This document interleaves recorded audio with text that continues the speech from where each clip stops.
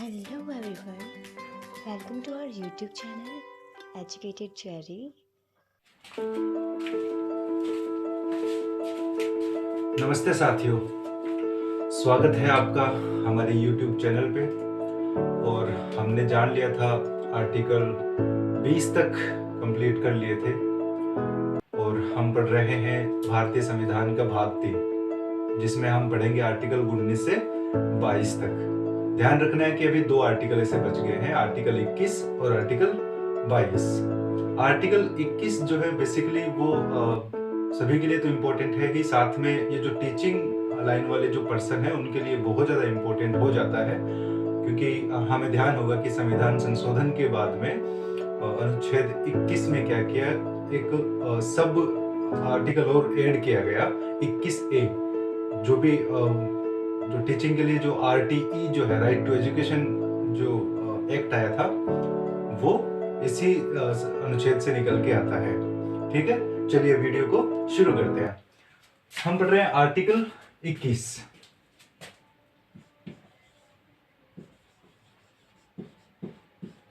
Article 21, ठीक है। Article 21 को बेसिकली क्या कहते हैं? आर्टिकल 21 को हम लाइफ एंड लिबर्टी के नाम से भी इसको जानते हैं। लाइफ एंड पर्सनल लिबर्टी क्या होता है, थोड़ा सा इसको समझने की कोशिश करते हैं। ध्यान रखना इसमें क्या है, इसमें 2 सब आर्टिकल्स हैं। इसमें एक 21 हो गया और एक 21A हो गया। दोनों को हम ध्यान से पढ़ेंगे, समझेंगे तो क्लियर हो जाएगा। सबसे पहले आर्टिकल 21 में ये लिखा गया है, इसकी जो बात करते हैं किससे रिलेटेड हो गया, लाइफ एंड पर्सनल लिबर्टी से। ठीक है, तो इसमें हम देखते हैं इस आर्टिकल में लिखा गया है कि किसी व्यक्ति को,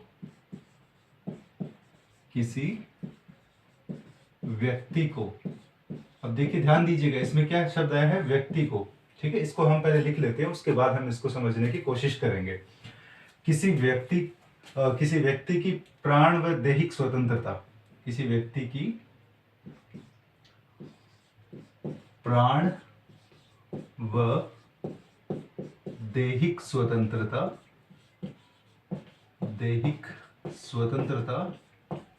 विधि द्वारा स्थापित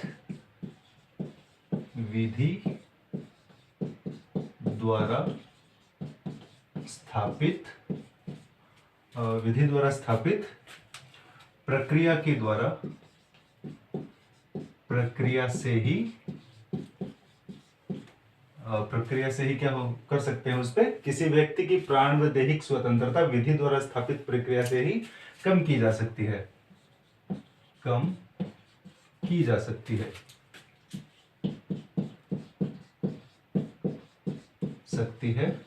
अन्यथा नहीं। ये तो हो गया इसका कॉन्स्टिट्यूशनल प्रोस्पेक्टिव जो है, संविधान में जो लिखा हुआ है वो उसकी ये लैंग्वेज है। ठीक है, अब इसमें हम समझने की कोशिश करते हैं। देखिए, सबसे पहले बात हमें ये ध्यान रखना है कि ये कानून किसके लिए है, ये सभी व्यक्तियों के लिए है। व्यक्ति का मतलब क्या हो जाएगा, इसमें कौन कौन शामिल हो जाएंगे, तो मैं यहाँ पे इसको नोट या पेन डाउन कर देता हूँ कि एक तो ये हो जाएगा अपने नागरिकों के लिए, नागरिक, और साथ में किसके लिए हो जाएगा, व्यक्तियों के लिए। और मैं बार बार जिक्र करता हूं कि जब नागरिक और व्यक्ति में आपको अगर डिफरेंस देखना हो तो हम क्या करेंगे, भाग 2 जो है, जिसका वीडियो नागरिकता से जुड़ा हुआ है, वो आप जाके देखिएगा तो आपको और बेटर क्लियर हो जाएगा। इसके बाद में एक तो ये व्यक्तियों के लिए है, इसके बाद देखिए इसमें एक तो शब्द आया है प्राण, दूसरा शब्द आया इसमें दैहिक, और तीसरा शब्द आया इसमें विधि द्वारा स्थापित प्रक्रिया। अगर हम इन तीनों का मतलब अगर समझ लेंगे, इन तीनों को अगर हम डिटेल से जान लेंगे, तो हमारा ये आर्टिकल 21 जो है ये बहुत इंपॉर्टेंट आर्टिकल है। मैं आपको पहले बता देता हूँ, ये वेरी वेरी इंपॉर्टेंट आर्टिकल है, इंपॉर्टेंट फॉर एग्जामिनेशंस, क्योंकि इससे बहुत बार क्वेश्चंस एग्जामिनेशंस में पूछे जाते हैं। इसमें आपको निजता का अधिकार, आपको राइट टू पर्सनल, वो जो है ना प्राइवेसी, राइट टू प्राइवेसी निकल के आता है, वो सभी हम आगे जानेंगे थोड़ी देर बाद। तो देखिए, सबसे पहले प्राण को हम लेते हैं। प्राण का मतलब क्या होता है? जीवन या जीव, लाइफ। ठीक है, प्राण का मतलब हो गया लाइफ। तो इस आर्टिकल में ये हमें अपने जीवन जीने का अधिकार जो है वो कहां से मिला है? वो आर्टिकल 21 से मिला है। ठीक है, ये जीवन जीने का अधिकार जो है वो कौन छीन सकता है ना? वो कौन छीन सकता है? उसको छीना जा सकता है। किसके द्वारा छीना जा सकता है? विधि द्वारा स्थापित प्रक्रिया के द्वारा। ठीक है, एक चलता है, मैं आपको दो वर्ड लेता हूं, इनका डिफरेंस जानने की कोशिश करते हैं। उससे पहले ये दो शब्द हैं, इनको जान लेते हैं। एक तो हो गया प्राण मतलब लाइफ, यानी कि हमारे जीवन से जुड़ा हुआ ना, जीवन जीने का अधिकार, जीने का अधिकार। इसके बारे में बहुत इंटरेस्टिंग बातें आपको जानने को मिलेंगी। साथ ही दूसरा वर्ड जो है वो क्या है? दैहिक स्वतंत्रता। दैहिक स्वतंत्रता, इसका क्या मतलब होता है? दैहिक स्वतंत्रता का मतलब होगा जो शरीर से जुड़ा हुआ हो, शारीरिक स्वतंत्रता। ठीक है, इसको मैं क्या लिख सकता हूं? शारीरिक स्वतंत्रता। ये हो गया इसका मतलब। तीसरा शब्द है इसमें विधि द्वारा स्थापित प्रक्रिया। कौन सा शब्द है? विधि द्वारा स्थापित प्रक्रिया। स्थापित प्रक्रिया। देखिए, अब इसको समझने की कोशिश करते हैं। इसको क्या बोलते हैं? इसको बोलते हैं ये बोलते हैं प्रोसीजर एस्टैब्लिश्ड बाय लॉ। ये बहुत ही अच्छा डॉक्ट्रिन है, बिल्कुल अमेरिका के जैसे है, लेकिन हमें अमेरिका में, और हमने थोड़ा सा इसी का, ये जो आर्टिकल 21 जो है हमने बेसिकली कहाँ से लिया है? हमने अमेरिका से इसको लिया है, ध्यान दीजिएगा। ठीक है, अमेरिका से। हाँ, एक मैं आपको कुछ चीज़ें बताना चाहूँगा कि वीडियो में कमेंट्स आ रहे थे कि आपने ये जो सोर्सेज हैं, जो स्रोत हैं संविधान के, वो हमें नहीं बताया। तो मैंने जानबूझ के वो सारे सेगमेंट छोड़ा है। और इस सीरीज में जो है वो वीडियो के टारगेट यही है कि इसमें अनुच्छेदों को हम समझे, ठीक से जाने। और वो जो प्रोस्पेक्टिव होता है, बाकी जैसे संविधान सभा का हो गया, हिस्टोरिकल बैकग्राउंड हो गया, और बहुत सारे ऐसे टॉपिक्स आएंगे जो जिसको हम भारतीय राजनीति में हम जो है उसमें पढ़ेंगे, राज व्यवस्था में उसको इंक्लूड नहीं करेंगे। और उसमें इतिहास के प्रोस्पेक्टिव से हम उसको जानने की कोशिश करेंगे। बहुत सारे आर्टिकल्स, बहुत सारे एक्ट्स उसमें आ जाएंगे। तो देखिएगा आगे। तो क्या होता है? देखिए, विधि द्वारा स्थापित प्रक्रिया मतलब क्या होता है? एक चलता है उचित न्याय, चलता है एक उचित विधि चलती है। ठीक है, एक चलता है उचित न्याय या उचित कानून मान लेते हैं, चलिए। ठीक है, उचित कानून। क्या डिफरेंस है दोनों में? अमेरिका में और इंडिया में बस इन दो चीजों का डिफरेंस है। इनका, इसका, बाकी सारी की सारी चीजें बिल्कुल सेम के सेम वहां पे लिखी गई है। विधि द्वारा स्थापित प्रक्रिया का मतलब क्या होता है कि ये जो चीज है, प्राण और दैहिक स्वतंत्रता, वो हमसे कौन छीन सकता है? वो हमसे सुप्रीम कोर्ट है, वो छीन सकता है। ठीक है, हमें ध्यान होगा कि अगर कोई भी पर्सन मर्डर करता है, 2-3 बार मर्डर कर दिया, या देशद्रोह का या कैसे भी उसके ऊपर आरोप लगे हैं, तो इस मामले में वो क्या करेगा? सुप्रीम कोर्ट उसको सजा देगी। और सजा में क्या मिल सकता है? मृत्युदंड जो है वो मिल सकता है। फांसी की सजा, मृत्युदंड, आजीवन कारावास, इस टाइप से सजा होती है। तो इसमें क्या है कि हमें सजा कौन देता है? ध्यान से देखेंगे थोड़ा सा। इस हमें सजा देती है न्यायालय। न्यायालय क्या करता है? वो सजा देता है। ठीक है, अब न्यायालय जो है, सुप्रीम कोर्ट जो है, वो किसके आधार पर सजा देता है? भारत में न्यायालय जो है वो आईपीसी जो है, इंडियन पिनल कोड जो है, उसके अकॉर्डिंग सजा देता है। और वो इंडियन पिनल कोड जो है या कानून जो है वो कौन बनाता है? वो बनाती है हमारी संसद जो है, वो कानून बनाती है, जिसको हम विधायिका भी कहते हैं, विधायिका, है ना? ध्यान दीजिएगा थोड़ा सा। न्यायालय का काम क्या होता है? न्यायालय का काम होता है कि जो कानून बना है उसको अच्छे से इंप्लीमेंट करना, उसको अच्छे से लागू करना। ठीक है, उसमें अगर कोई कानून बना है, उसमें जो सजा का प्रावधान है, उसको कौन लागू करेगा? उसको लागू करेगी सुप्रीम कोर्ट या न्यायालय। ठीक है, जुडिशरी का काम ये है। अब संसद को क्या ताकत होगी? संसद के पास क्या पावर होगी? संसद के पास पावर है, मान लीजिए कि उसने कोई भी एक्ट बना दिया और उस एक्ट को कौन अप्लाई करता है? न्यायालय। अच्छा, एक चीज और, इसमें जो विधि द्वारा स्थापित प्रक्रिया जो है, प्रोसीजर एस्टैब्लिश्ड बाय लॉ, इसकी जांच की जा सकती है। ठीक है, इसकी जांच कौन कर सकता है? न्यायालय कर सकता है। न्यायालय जो है वो क्या करेगा? वो रिव्यू ले सकता है। ऐसी किसी भी मामले में न्यायालय रिव्यू ले सकता है कि जो कानून बनाया गया है उसकी प्रक्रिया क्या सही तो है क्या, या वो न्याय संगत तो है ना। ठीक है, हमें ये डॉक्ट्रिन बहुत इंपॉर्टेंट है, इससे डायरेक्ट क्वेश्चन पूछते हैं। विधि द्वारा स्थापित प्रक्रिया से यूपीएससी एंड आरपीएससी जो है वो बहुत, इनका फेवरेट सब्जेक्ट जो है वो यही है, आर्टिकल 21 जो है। रिपीटेडली इससे क्वेश्चन पूछते रहते हैं। तो मैं उम्मीद करता हूं कि आप ये जो समझ गए होंगे, विधि द्वारा स्थापित प्रक्रिया जो है वो क्या हो गई। ठीक है, यानी कि एक कानून बनाने की जो प्रोसीजर है वो क्या होती है? वो होती है विधि द्वारा स्थापित प्रक्रिया, और सुप्रीम कोर्ट का काम मैंने इसमें बता दिया। लेकिन अब इसको हम थोड़ा सा अमेरिका के साथ कंपेयर करके देखते हैं तो पूरा टॉपिक क्लियर हो जाएगा।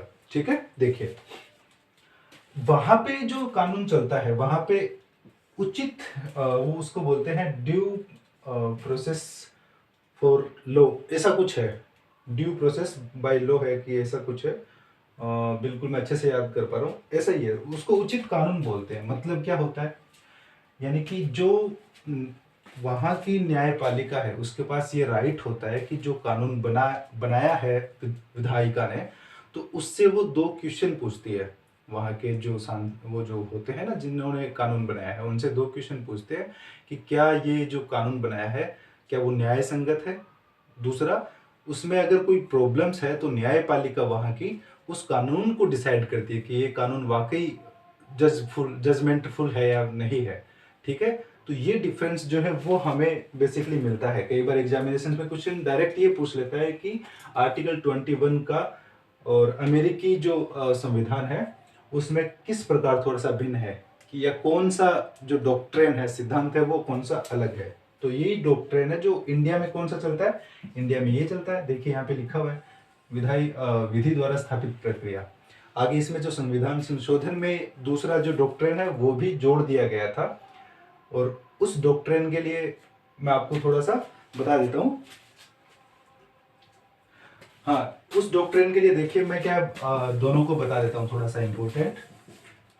उसको बोलते हैं ड्यू प्रोसेस बाय लॉ।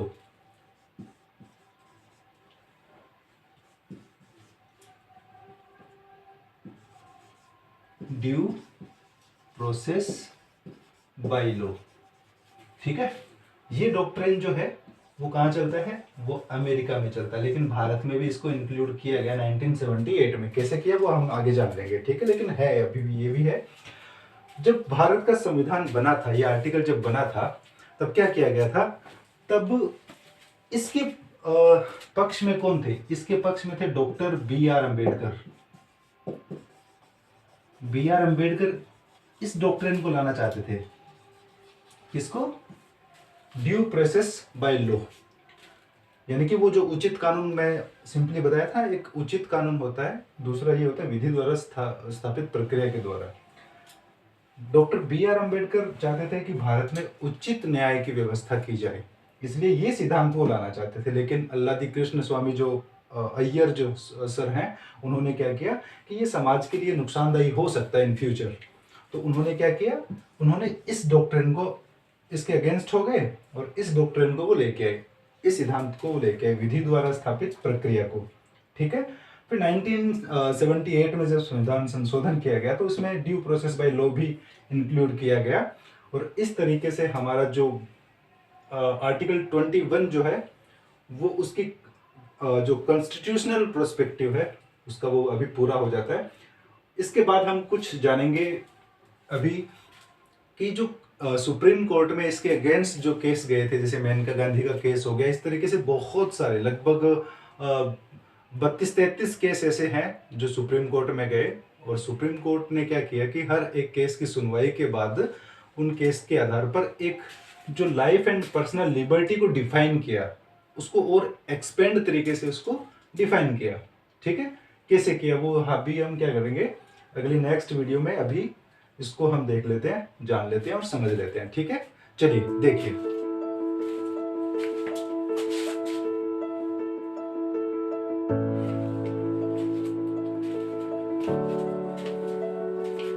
चलिए देखिए, जो आर्टिकल 21 जो है, आर्टिकल 21 जो है, जैसे उसके अगेंस्ट उसके अपने अधिकारों को जानने के लिए सुप्रीम कोर्ट के पास केसेस गए, वैसे वैसे सुप्रीम कोर्ट ने क्या किया कि जो लाइफ एंड पर्सनल लिबर्टी जो है उसकी डेफिनेशन को चेंज करते करते करते करते इसमें बहुत सारे और अधिकारों को जोड़ दिया। तो हम इनको जानते हैं क्योंकि एग्जामिनेशंस में जो क्वेश्चन पूछे जाते हैं वो डायरेक्टली इनसे पूछे जाते हैं, है ना। जैसे एक बार ये क्वेश्चन यूपीएससी ने पूछा था सेकेंड लास्ट ईयर कि राइट टू प्राइवेसी जो है वो कौन से अनुच्छेद से संबंधित है। ठीक है, उसमें बहुत सारे अधिकार जो है, जैसे सोने का अधिकार है, आपको जान के थोड़ा और इंटरेस्टिंग टॉपिक लगेगा ये। तो देखिए, सबसे पहले जो है मैं बात करूं, पहला अधिकार जो मिला वो मिला मानवीय गरिमा के साथ जीने का अधिकार। जीने का अधिकार तो है, राइट टू लिव तो है, लेकिन गरिमापूर्ण जीवन होना चाहिए, है ना। हमारे संविधान की प्रस्तावना में भी गरिमा शब्द है, उसका जिक्र किया गया है। तो जीवन जो है वो गरिमापूर्ण जीवन होना चाहिए, ये अधिकार हर एक व्यक्ति के पास है। ठीक है, दूसरा इसमें देखा जाए तो जीवन जीने के अधिकार में ही ये निहित है। दूसरा पॉइंट है ना, इसको समझना है बस। एक तो जैसे शुद्ध हवा, पानी, अनाज, घर व पर्यावरण का अधिकार हमें मिला हुआ है। अगर मान लीजिए कि हमें शुद्ध हवा नहीं होगी तो क्या हम गरिमापूर्ण जी सकते हैं? कुछ वक्त के बाद हम पोल्यूटेड एयर से क्या हो जाएंगे, हमारी डेथ हो सकती है। जैसे पानी से मान लीजिए, अनाज है, अगर मेरे पास खाने के लिए अनाज नहीं है तो मैं क्या कर सकता हूँ, मैं सुप्रीम कोर्ट या जाके अनाज के लिए मैं मांग कर सकता हूँ। और इसके लिए आपको ध्यान होगा कि NFSA नाम से एक स्कीम चलती है, नेशनल फूड सिक्योरिटी जो स्कीम है, वो NFSA जो है वो हम मांग कर सकते हैं। और ये राज्य की जिम्मेदारी भी बनती है कि हर एक व्यक्ति को अनाज उपलब्ध करवाए। इसी तरह से घर या आश्रय का जो है वो भी राइट है। पर्यावरण का तो जिक्र आ जाएगा कि पर्यावरण जो है वो इन तीनों चारों से मिलकर ही तो बना हुआ होता है। इसके बाद स्वास्थ्य का अधिकार हो गया। ठीक है ना, स्वास्थ्य से संबंधित दो अधिकार और आ जाते हैं। कौन सा? एक तो आप क्या है कि सरकारी हॉस्पिटल में आपको इलाज पाने का, मुफ्त इलाज पाने का भी अधिकार प्राप्त है। दूसरा, अगर आप जो एक एक्सीडेंट जब होता था पहले, तो पहले क्या होता था कि पहले जो जो पेशेंट को लेके जाता है उसकी भी पुलिस में थोड़ी सी वो रिकॉर्ड वगैरह दर्ज होता था। उससे सरकार ने क्या किया, उससे मुक्त करके और स्वास्थ्य के अधिकार के अकॉर्डिंग उसको फिर जो लेके जाता है पेशेंट को, उसके अपने डेटा देने की जरूरत नहीं होती है। ठीक है, अगला अधिकार जो है वो हो जाएगा मुफ्त कानूनी सहायता का अधिकार। यानी कि कानून, अगर मेरे पास में इतने पैसे नहीं है और मुझे कानून के बारे में हेल्प लेनी है तो मैं क्या कर सकता हूं कि मुफ्त कानून सहायता प्राप्त करने का मेरे पास राइट है। मैं कोर्ट में जाके मैं कह सकता हूं कि मेरे पास इतने पैसे नहीं है कि मैं वकील हायर करूं, तो कोर्ट क्या करेगी, वहां से गवर्नमेंट जो सरकारी वकील जो है वो आपको प्रोवाइड करवा सकती है। ये हर एक व्यक्ति के पास इसका राइट है। एग्जामिनेशन में क्वेश्चन कैसे पूछता है? ऐसे पूछता है मुफ्त कानूनी सहायता का अधिकार जो है वो किस अनुच्छेद से संबंधित है। ठीक है, अब मुझे लगता है कि आप पहली बार सुन रहे होंगे, है ना। मुफ्त कानूनी सहायता का अधिकार जो है वो आर्टिकल 21 से संबंधित है। इसके बाद एकांत कारावास के विरुद्ध अधिकार। मान लीजिए कोई आपने कोई जुल्म किया और उस जुल्म के अगेंस्ट आपको क्या कारावास दिया गया, मतलब जेल जो है वो आपको हुई, तो उस जेल में आप क्या है, अगर आपको एकांत में रखा जाता है, बिल्कुल ही एकांत में रखा जाता है, तो उसके विरुद्ध भी आप क्या है कोर्ट में जाके आप मांग कर सकते हो कि मुझे एकांत में नहीं रहना, मुझे, वो आपके जुर्म के ऊपर डिपेंड करता है ना। इसके बाद क्या है, निष्पक्ष सुनवाई का अधिकार भी आपको प्राप्त है। ये बहुत इंपॉर्टेंट अधिकार है। मतलब जब कोर्ट में हम जाते हैं तो निष्पक्ष सुनवाई, जो जज बैठा होता है या जो भी मजिस्ट्रेट वगैरह होता है, वो क्या है कि एक पक्ष की तरफ झुका हुआ नहीं हो, इसको बोलते हैं निष्पक्ष। वो सुनवाई का अधिकार किसको प्राप्त है? वो सभी व्यक्तियों को प्राप्त है। तो ध्यान रखिएगा, ये बहुत इंपॉर्टेंट एंड बहुत बारीक जो राइट्स हैं वो मैं आपके लिए चुन के लेके आया हूँ। इसके बाद आगे जाने तो देखो, खतरनाक उद्योग जो हैं उनके भी खिलाफ आप क्या है, आवाज उठा सकते हो। ये भी आपका राइट है। आपके एरिया में अगर कोई खतरनाक उद्योग वगैरह उद्योग धंधे चल रहे हैं तो उनके अगेंस्ट आप हाई कोर्ट, सुप्रीम कोर्ट या फिर लोकल डिस्ट्रिक्ट कोर्ट तक भी आप जा सकते हो। इसके बाद में है एकांतता का अधिकार। अगर मुझे अकेला रहना पसंद है, मैं एकांत में रहना पसंद करता हूँ, तो मुझे एकांत में रहने का अधिकार प्राप्त है। और मुझे ये बहुत इंपॉर्टेंट लगता है, इसलिए मैंने आपको क्या किया, डबल टिक लगा दिया है। तो आप इसको ध्यान से समझना, बस और कुछ नहीं करना, ठीक है। और स्पेशली ये जो 21 जो है वो सेकेंड ग्रेड आ रही है आगे, और आगे रीट की एग्जामिनेशन आ रही है, तो उनके लिए भी बहुत इंपॉर्टेंट हो जाता है इस परिप्रेक्ष्य में। फिर देखिए आगे है शीघ्र परीक्षण का अधिकार जो है वो आपको प्राप्त है, सबको प्राप्त है। फिर एक आर्टिकल इसी का राइट का एक अधिकार क्या है, हथकड़ी लगाने के खिलाफ अधिकार। मान लीजिए कि मैंने कोई क्राइम किया तो मैं उनसे अपील कर सकता हूं कि आप मुझे प्लीज हथकड़ी मत लगाइएगा, आप मुझे ऐसे जेल लेके जा सकते हैं। तो ये राइट आपको प्राप्त, आप अधिकार है ये आपका, ठीक है। लेकिन आपका जुर्म जो है वो, आपका जुर्म भी डिपेंड करता है। आप अगर वहां पे हरकत करते हो, उनको मार के भाग रहे हो, तो वो हथकड़ी लगाएंगे ना आपको। आगे देखिए, इसके बाद में है अमानवीय व्यवहार के खिलाफ अधिकार। अमानवीय मतलब मानवता का व्यवहार अगर नहीं किया जा रहा तो वो हो जाएगा अमानवीय, जानवरों के जैसा बर्ताव किया जा रहा हो, तो ऐसे व्यवहार के साथ खिलाफ भी आप क्या कर सकते हो, आवाज उठा सकते हो। It is also your right, ठीक है। इसके बाद शालीनता व गरिमा के, ये बहुत इंपॉर्टेंट हो जाता है, इसके लिए आप इंपॉर्टेंट कर ही लो, हो सकता है एग्जामिनेशन में आपको दिखने में मिल जाए। शालीनता व गरिमा के साथ व्यवहार किए जाने का महिलाओं का अधिकार जो है वो आर्टिकल 21 से संबंधित है। क्या है देखिए, पहले क्या होता था कि पहले वो जो महिलाएं जहां अपने ऑफिस एंड जो कार्यस्थल जो होते थे वहां पे काम करते थे, उनके साथ हैरेसमेंट जो होता था, छेड़खानी या फिर अभद्र भाषाओं का अभद्र कमेंट वगैरह होते थे, तो उनके अगेंस्ट एक एक्ट भी बनाया गया है। इससे जुड़ा हुआ एक्ट है। तो मैंने कहा ना कि एक्ट हम क्या है, एक पूरी प्लेलिस्ट में जानेंगे, तो ये इंपॉर्टेंट हो जाता है। हैरेसमेंट और उनके साथ जो अभद्र व्यवहार वगैरह किया जाता है, तो उन महिलाओं को यह अधिकार प्राप्त है कि वो इसके अगेंस्ट मांग कर सकती है, आवाज उठा सकती है। एक ये भी थोड़ा सा इंपॉर्टेंट है, बहुत चर्चा में भी है अभी, सार्वजनिक फांसी के विरुद्ध अधिकार। यानी कि जो पर्सन है वो सुप्रीम कोर्ट से अपील कर सकता है कि मुझे जो फांसी है वो सार्वजनिक ना दी जाए। सार्वजनिक का मतलब जैसे अभी आफ्ताब एंड वो श्रद्धा का मामला चल रहा है, तो उसमें मांग की जा रही है कि इसको चौराहे पे खड़ा करके फांसी दी जाए, जबकि ऐसा नहीं होना चाहिए। वो, हाँ, वो मैं अलग तरह से बोल रहा हूँ कि इस वजह से उसके पास अधिकार है कि वो अपील करे। फांसी हो ना हो ये कोर्ट का मामला है, मुझे सुप्रीम कोर्ट पे पूरा विश्वास है। उसके साथ ही सार्वजनिक फांसी के विरुद्ध जो अधिकार है उसका मतलब ये हुआ कि वो अपील कर सकते हैं कि मुझे सार्वजनिक जगहों पर फांसी ना दी जाए, मुझे जेल में जहां फांसी का प्लेस डिसाइडेड वहां पे आप फांसी दीजिए।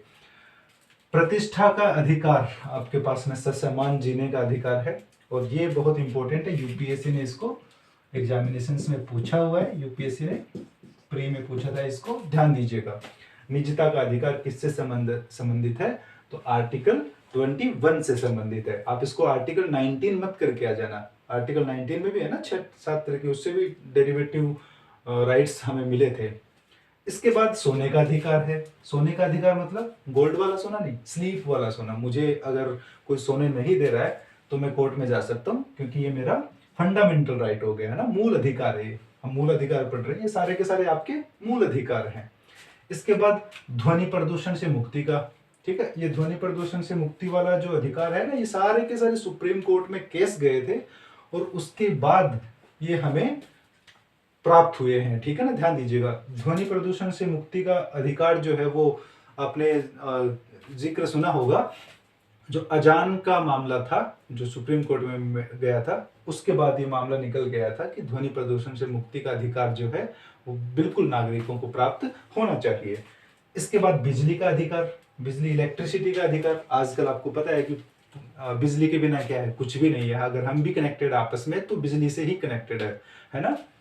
तो बिजली का अधिकार हो गया। उपयुक्त जीवन बीमा पॉलिसी का अधिकार, ये सारे के सारे क्या है, हमारे फंडामेंटल राइट्स हैं। एक दो तीन, मैं यहाँ पे ये मैंने लिखा है राइट टू प्राइवेसी, क्योंकि ये बहुत इंपॉर्टेंट है। इसके बाद ये राइट टू लिव जो है, सुप्रीम कोर्ट में एक बार एक केस गया था, इससे संबंधित मैं आपको बहुत इंटरेस्टिंग स्टोरी बताता हूँ कि एक बार एक पर्सन केस सुप्रीम कोर्ट में गया और उसने बोला कि जो जीने का अधिकार जो है उसमें ही सम्मिलित है कि मैं जीऊं या ना जीऊं, ये तो मेरी मर्जी है। जबकि सुप्रीम कोर्ट ने उसकी बात को एक बार के लिए मान लिया था, और उसके बाद क्या है कि सुप्रीम कोर्ट को लगा, उनको एहसास हुआ कि बिल्कुल ये डिसीजन जो है हमने गलत दिया है, क्योंकि जीने में ना जीने का अधिकार समाहित नहीं हो सकता, है ना। इसके अगेंस्ट अगर कोई पर्सन जो है वो अगर अटेम्प्ट टू सुसाइड करता है, अपनी जान भी देता है, तो हमें पता होगा कि आईपीसी में उसके अगेंस्ट एक धारा का जिक्र है। तो ये उसके लिए सजा का प्रावधान भी है, शायद 1 साल की सजा और कुछ जुर्माना उसके ऊपर लगाया जा सकता है। तो ये ध्यान रखना है कि राइट टू लिव तो जो है वो हमारे फंडामेंटल राइट है, लेकिन राइट टू डाई जो है ना, वो स्पेशल कंडीशंस के अकॉर्डिंग ही वो प्राप्त हो सकता है। उसके लिए बहुत सारे चिकित्सक की जांच करवानी पड़ती है, बहुत सारी ये है। और इसको लीगली वैसे हुआ भी नहीं है ना, पूरा लीगली, मतलब व्यापक तरीके से ये नहीं है कि राइट टू डाई, मेरे को मरने का अधिकार है, ऐसा आप क्लेम नहीं कर सकते। उसके लिए आपके लिए पूरी जो प्रोसेस है वो आपको जाननी पड़ेगी। तो हम कभी नेक्स्ट या कभी आगे फिर कभी इन दोनों को कंपेयर करके उस केस के बारे में जब पढ़ेंगे तो इनको जानेंगे। चलिए, एक राइट जो है, बेसिक राइट, वो मैं जिक्र करता हूँ, क्योंकि वो यूपीएससी एंड करंट अफेयर्स के मुद्दों के लिए वो बहुत इंपॉर्टेंट हो जाता है। एक बात चलती है कभी कभी, राइट टू गेट इंटरनेट, है ना, इंटरनेट पाने का अधिकार। क्योंकि इंटरनेट जो है वो आजकल बहुत आम चीज हो चुकी है, आपको ध्यान होगा। इंटरनेट, राइट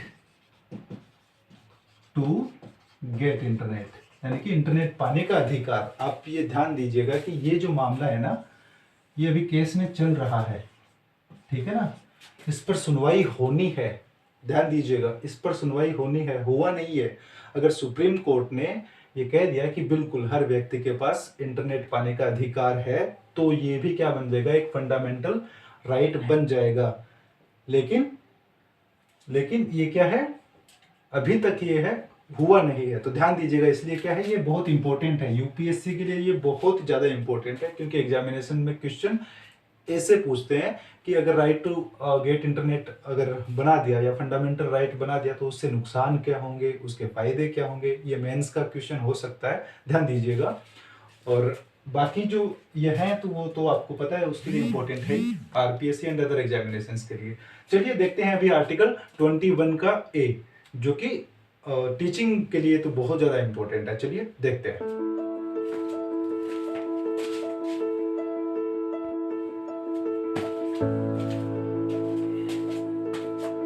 चलिए देखते हैं आर्टिकल 21 का ए पार्ट, ठीक है। 21 ए, तो मैंने आपको पहले बताया कि 21 ए जो है वो टीचिंग की तैयारी करने वाले स्टूडेंट्स या कैंडिडेट्स के लिए बहुत इंपॉर्टेंट हो जाता है। तो ध्यान से देखेंगे और समझेंगे। सबसे पहले इस आर्टिकल का नाम जो है वो क्या है, वो है प्रारंभिक शिक्षा का अधिकार, ठीक है। डायरेक्ट क्वेश्चन क्या बन जाता है कि प्रारंभिक शिक्षा का अधिकार जो है वो किस अनुच्छेद से संबंधित है, ठीक है। अभी इसमें कंफ्यूजिंग क्या हो सकता है वो अभी हम थोड़ा सा मैं जिक्र करूंगा, तो आपको ये पता चलेगा कि ये क्वेश्चन क्यों एग्जामिनेशन पे आ सकता है, ठीक है। देखिए, प्रारंभिक शिक्षा का अधिकार जो है वो कहाँ है, वो आर्टिकल 21 ए में है, ठीक है। ये पूरा का पूरा सब आर्टिकल है ना। आर्टिकल 21 की क्लोज नहीं है ना, सब आर्टिकल है, ध्यान दीजिएगा। इसके बाद देखिए, इसका डायरेक्ट लिंक जो है वो किससे बन जाता है, जो अभी मैं जिक्र बता रहा था ना, इसका पहला लिंक बनता है डीपीएसपी से। डीपीएसपी, ये क्या होता है डीपीएसपी, देखिए, directive principles for state policies, राज्य के नीति निर्देशक तत्व, ठीक है, राज्य के नीति निर्देशक तत्व। ठीक है, डीपीएसपी में एक आर्टिकल है, कौन सा आर्टिकल देखिए, आर्टिकल 45। ठीक है, आर्टिकल 44 तो है वो यूनिफॉर्म सिविल कोड से है। आर्टिकल 45 जो है वो किससे संबंधित है, उसमें यही लिखा गया है कि ये जो अनिवार्य व निःशुल्क शिक्षा जो है वो देने का प्रावधान कहाँ पे है, वो डीपीएसपी में है कि राज्य ऐसी कोशिश करे कि सभी को अनिवार्य और जो बेसिक प्रारंभिक शिक्षा है वो सभी को मिले। और इस डीपीएसपी को अप्लाई करने के लिए फिर क्या किया गया कि संविधान में संशोधन करके आर्टिकल 21 का एक शब्दपाठ बना दिया गया और उस शब्दपाठ का क्या नाम रखा, प्रारंभिक शिक्षा का अधिकार। ठीक है, ये तो हो गया इसका बैकग्राउंड। अब देखिए थोड़ा सा और आगे जानने की कोशिश करते हैं। सबसे पहले इसमें लिखा है राज्य, और राज्य का नाम आते क्या करना है, वही आर्टिकल 12 देख लेना है। क्या करना है, आर्टिकल 12।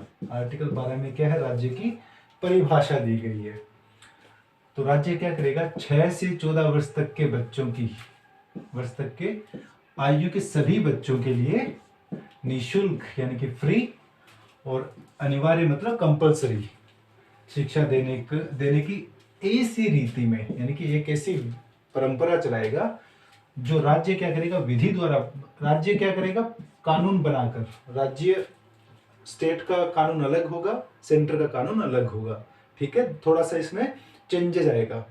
सब स्टेट का कानून, ये जो आरटीई है वो सबका एक जैसा नहीं होगा, ये ध्यान देना है, वो थोड़ा सा अलग हो सकता है। क्यों, क्योंकि वो जो कानून बनेगा वो कौन बना सकती है, वो वहां के राज्य की विधानसभा है, वो इस आर्टिकल का प्रयोग करके बना सकती है। क्यों बना सकती है, जब हम सूची पढ़ेंगे, शेड्यूल 7 जब हम बात करेंगे, अनुसूची 7 की जब हम बात करेंगे, तब हम समझेंगे कि राज्य कितने आधार पर कानून बना सकती है और केंद्र कौन कौन से कानून बना सकती है, और ये जो कॉन्कर्न जो लिस्ट है उस पे कानून कौन कौन बना सकता है, तो वो तब देखेंगे। तो राज्य क्या करेगा, जो राज्य विधि द्वारा राज्य इस पे कानून बनाएगा और वो क्या करेगा, अवधारित करेगा और उपबंध करेगा। ठीक है, ये हो गया इसका संवैधानिक बैकग्राउंड। इसका मतलब आप समझ गए होंगे कि राज्य है वो 6 से 14 वर्ष तक के आयु के सभी बच्चों के लिए, आप इतना समझिए, राज्य सब जो 6 से 14 वर्ष तक के जितने भी बच्चे होंगे उन सबके लिए फ्री और अनिवार्य शिक्षा का प्रावधान है वो करेगा, कानून बनाएगा, और उस कानून के आधार पे इन उम्र के जो एज क्राइटेरिया जो है उनके सभी बच्चों को फ्री में एजुकेशन मिलनी चाहिए। ठीक है, अब ये हुआ कैसे, ये कब आया, कब संविधान में लिखा गया, तो ये जो इसके नीचे मैंने लिखा है ये थोड़ा सा ज्यादा इंपॉर्टेंट हो जाता है, मोस्ट इंपॉर्टेंट हो जाता है, तो इसको थोड़ा सा गौर से ध्यान से समझेंगे। ठीक है, क्या है देखिए, ये आया था 86वां संविधान संशोधन अधिनियम 2002। ठीक है, संविधान में संशोधन हुआ था, कौन सा संशोधन, 86वां संविधान संशोधन। ये संशोधन कब हुआ था, 2002 में। ठीक है, इस संविधान संशोधन की धारा जो 2 थी, सेक्शन 2 में क्या लिखा गया था, सेक्शन 2 में इसका जिक्र किया गया था, और इसमें सेक्शन 2 में ये लिखा गया, जब आप संविधान की ये जो एक्ट है ना, ये 86वां संविधान संशोधन अधिनियम, इसको जब देखेंगे तो उसकी धारा 2 में ये जिक्र है कि इसको इस नाम से एक नया पार्ट यहाँ पे बना देना चाहिए, बनाना पड़ेगा। मैं आपको दिखाऊंगा आगे चल के जब हम संविधान संशोधन पढ़ेंगे तब उसमें। तो संविधान की अधिनियम की धारा 2 जो है, सेक्शन 2 है, उसके द्वारा ये अंतर स्थापित होगा। और ये कब से लागू होगा, ये लागू होगा 1 अप्रैल 2010 से। ये डेट आपको याद रखनी है, तो मैं इसको रिकॉल कर देता हूं फिर। आर्टिकल 21A क्या नाम है इसका, प्रारंभिक शिक्षा का अधिकार, पहली बात। दूसरी बात, इसका संबंध किससे बन जाता है, डीपीएसपी से। कौन से आर्टिकल 45 से डायरेक्ट लिंक बन जाता है।